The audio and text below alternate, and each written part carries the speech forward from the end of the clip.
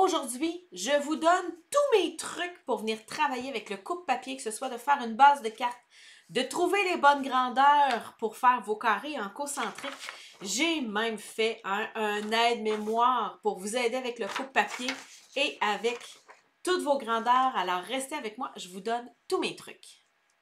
L'espace de travail d'un coupe-papier, c'est à peu près 6 pouces et demi par à peu près 15 pouces. Alors, c'est très, très grand. Vos feuilles de scrapbooking vont rentrer dedans.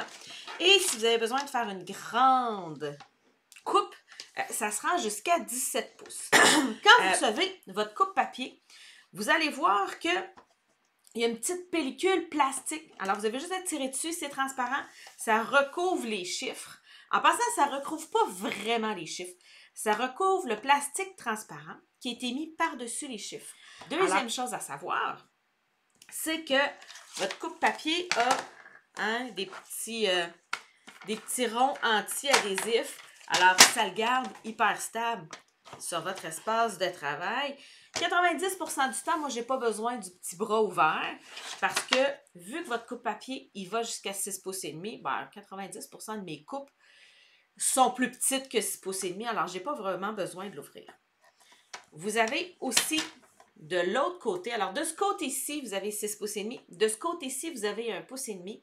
C'est simplement pour vous permettre d'aller couper des petites pièces de papier tout en tenant votre papier. Je vais vous montrer les trucs, comment utiliser ce que moi j'appelle la partie négative. Quand vous lisez dans mes notes dactylographie, souvent d'utiliser la partie négative, c'est cette partie-là.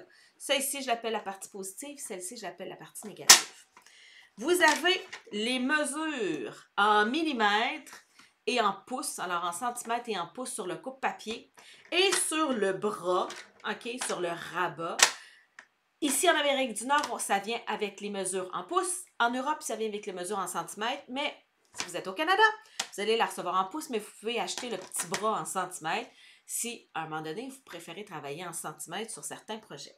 Dernière chose, vous avez 2 outils glissants qui viennent avec votre coupe-papier. Le plus foncé, il coupe. Le plus pâle, il rainure. Et il se cache. Ce que je veux dire, c'est que votre coupeur, vous pouvez l'envoyer au-delà de l'espace de travail pour venir rainurer sans avoir besoin de l'enlever. Même chose, votre rainureur se cache de l'espace de travail pour vous permettre de venir couper sans avoir à l'enlever. Votre rainureur, vous allez le garder à vie, OK? Votre coupeur, un jour, vous allez avoir besoin de le changer. C'est comme un X-Acto. Un moment donné, il coupera aujourd'hui. Alors, dans votre coupe-papier, à une des 2 extrémités, OK? C'est pas aux 2 extrémités, c'est à l'extrémité où vous voyez le nom Stampin' Up, OK? Vous allez voir dans le rabat, il va y avoir un petit élargissement, un petit trou. Ce trou-là vous permet de venir retirer facilement votre lame de coupe. OK, voyez-vous là? Alors, la lame de coupe, c'est ce qui permet de venir. C'est l'exacto qui vous permet de venir couper. Alors, vous allez être capable de la changer. À un moment donné, ça va effilocher votre papier. Il va y avoir des petits filets de papier. Ça ne coupera pas bien. Alors, c'est ce jour-là que vous allez venir enlever votre coupe-papier puis le changer. Alors, ça se vend en paquet de 4, les lames de rechange de Stampin' Up. Alors, c'est hyper facile. Vous avez ça dans le catalogue. Si vous collez de l'autre côté, vous avez les grandeurs ultimes qu'on utilise ici au Canada pour venir faire de la carterie. Alors, aujourd'hui, je vous montre les grandeurs de base pour venir faire de la carterie. Alors, vous avez dans le haut les 2 façons de venir rainurer et couper votre papier 8,5-11, le format lettre qu'on utilise ici en Amérique du Nord. Et en dessous, vous avez toutes les grandeurs, soit en pouces ou en centimètres, qui vont vous donner des rectangles concentriques pour pouvoir aller sur le devant de la carte. Alors, j'ai mes papiers à motifs, j'ai mes cartons. Alors, c'est là où je vais sortir mon aide-mémoire. Je vais ouvrir mon coupe-papier et je vais pouvoir venir couper ma base de cartes. Vous avez 2 formats de base de cartes. Alors, je vais venir prendre, tiens, mes 2 couleurs de orangé. Alors ça, c'est Corail Calypso. Ça ici, c'est Papaye Pâle. Alors moi, ma façon préférée, c'est celle-ci. Alors, je viens entrer ma feuille et je vais rainurer à 5 pouces et demi. Alors, j'avance. Alors, voyez-vous, là, je commence à 0.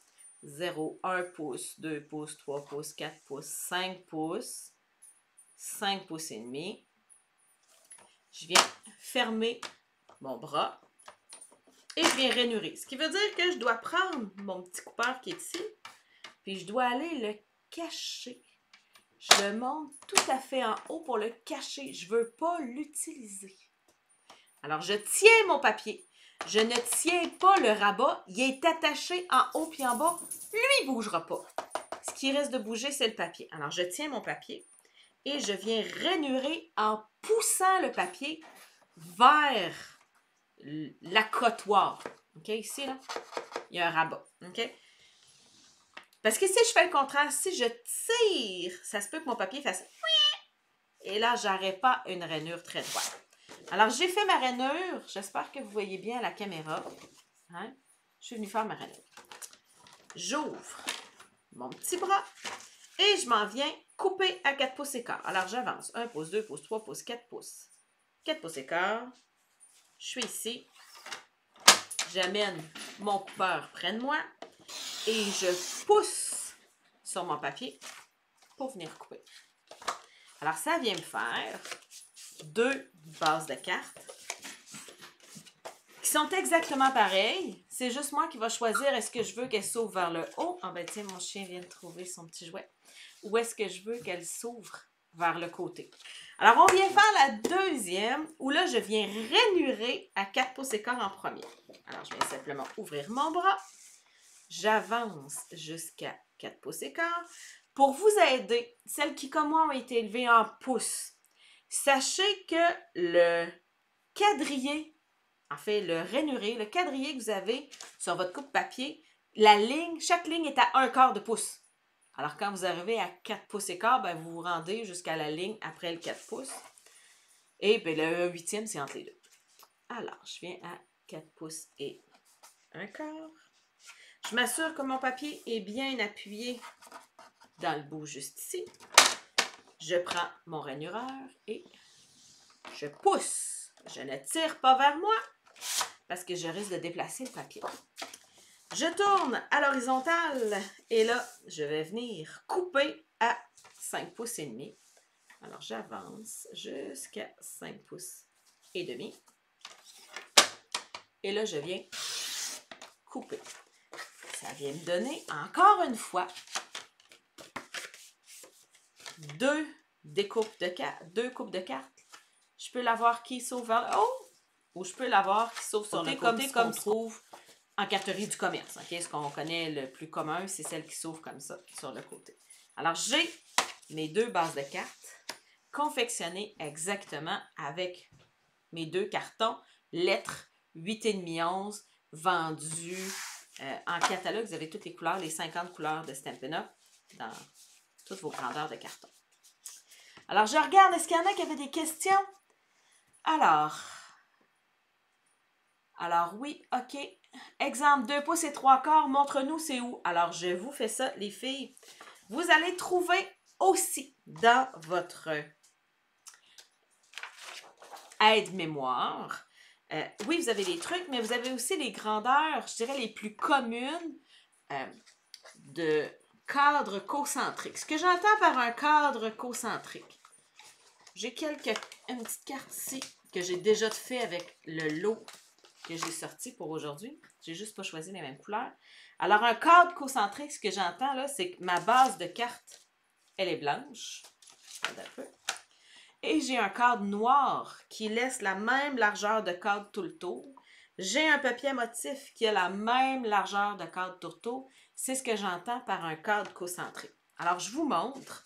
Des cadres concentriques, vous pouvez les faire en carton uni ou vous pouvez les faire en papier à motif. On va venir couper un peu plus petit. Alors, 5/4 par 4. Alors, si je viens couper 4 par 5/4, je vais avoir un tout petit cadre autour de ma carte. Je pourrais dire, ah mon Dieu, j'aimerais ça avoir un plus grand cadre. Ben, il faudrait simplement que je diminue mes grandeurs. Alors, si je me dis, ah, au lieu d'avoir mon papier à motif directement sur ma carte, je voudrais avoir un cadre. Ben, je vais venir me couper un cadre. 4 pouces.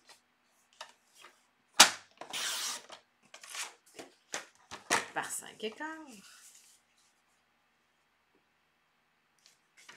Et là, je pourrais venir mettre sur le devant mon cadre. Mais là, mon papier motif est exactement de la même grandeur. Alors là, mon papier motif est plus de la bonne grandeur. Il faut que je le recoupe encore. Alors, j'ai deux choix. Je peux y aller au pifomètre ou je peux suivre mes grandeurs sur ma feuille. Alors, on me dit le cadre d'après, il a 5 pouces par 3 et 3 quarts. Allons-y. 5 pouces.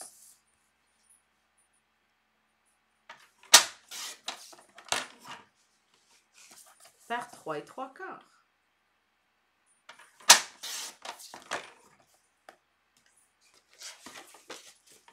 J'ai un cadre autour de mon papier motif qui est cadré par mon devant de carte. Ici. Alors, je pourrais décider, j'aimerais ça avoir un... Allez-y toujours plus grand, puis au pire, vous rapetissez. Alors, 2,5 par 3 et 3 quarts, je pense que c'est bon, ça. Ben, vous y allez. Pour vous couper un 2,5 par 3 et 3 quarts.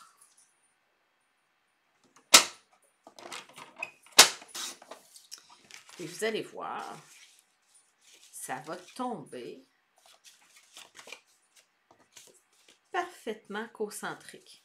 Alors, si vous aimez que les choses soient bien alignées, si vous aimez avoir des beaux cadres, bien, vous allez avoir, grâce à cette aide-mémoire-là, toutes les grandeurs pour que ce soit concentrique. Si vous avez envie de reproduire des cartes similaires aux miennes, je vous invite à aller dans la description de la vidéo. Vous allez trouver le lien vers mon aide-mémoire. N'hésitez pas à l'imprimer, à l'utiliser. Abonnez-vous à ma chaîne YouTube et cliquez sur la petite cloche. Ça va vous donner un avertissement toutes les fois que je fais une nouvelle vidéo. Alors, ça me fait plaisir de vous aider. Si vous avez besoin de produits Stampin' Up, vous pouvez me rejoindre directement sur mon site web. Ça va me faire plaisir de vous aider avec vos commandes. Au revoir!